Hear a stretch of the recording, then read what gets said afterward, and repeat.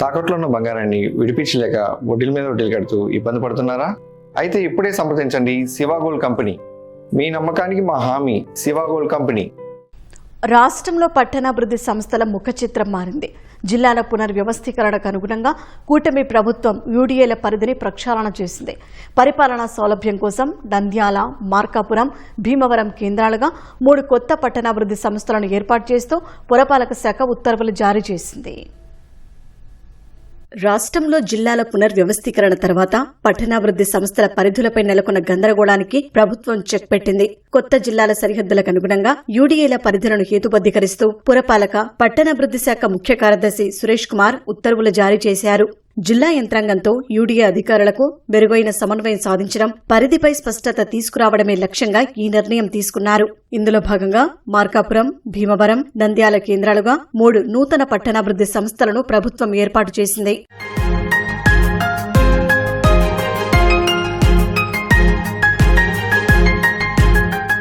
మొత్తం 11 యూడీఏల పరిధిలో ప్రభుత్వం మార్పులు చేసింది. Tirupati, Visakha metro region development authority, Puttaparthi, Nellore, Ongole, Eluru, Kurnool, Kakinada, Machilipatnam, Kadapa, Bapatla పట్టణాభివృద్ధి సంస్థల పరిధులను కొత్త జిల్లాలకు అనుగుణంగా సవరించింది. ఇక పరిపాలనా సౌలభ్యం కోసం మరో 3 యూడీఏల పేర్లను ప్రభుత్వం మార్చింది. చిత్తూరు పట్టణాభివృద్ధి సంస్థ పేరును చిత్తూరు, పలమనేరు, కుప్పం పట్టణాభివృద్ధి సంస్థ సిపి కుడాగా మార్చింది. పలమనేరు, కుప్పం, మదనపల్లె యూడీఏను అన్నమయ్య పట్టణాభివృద్ధి సంస్థగా మార్పు చేశారు.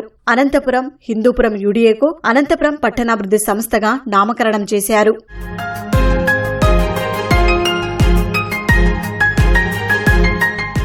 ప్రస్తుతం జిల్లా వ్యవస్థకు అనుగుణంగా ప్రజలకు మరింత సౌకర్యవంతంగా ఉండేలా యూడీఏల నిర్మాణాన్ని ఆచరణాత్మకంగా మార్చినట్లు మంత్రి నారాయణ వెల్లడించారు. స్థానిక ప్రజాప్రతినిధులతో విస్తృతంగా చర్చించిన తర్వాతే ఈ నిర్ణయం తీసుకున్నట్లు స్పష్టం చేశారు. తాజా ఉత్తర్వులతో రాష్ట్రంలో పట్టణాభివృద్ధి పనులు మరింత వేగవంతం కానున్నాయి.